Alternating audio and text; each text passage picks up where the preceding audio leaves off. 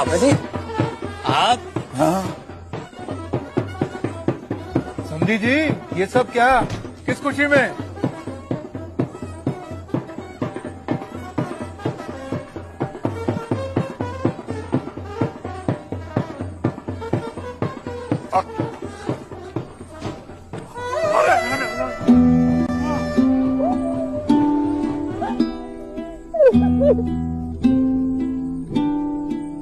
बेटी को वापस अपने घर ले जाने की खुशी में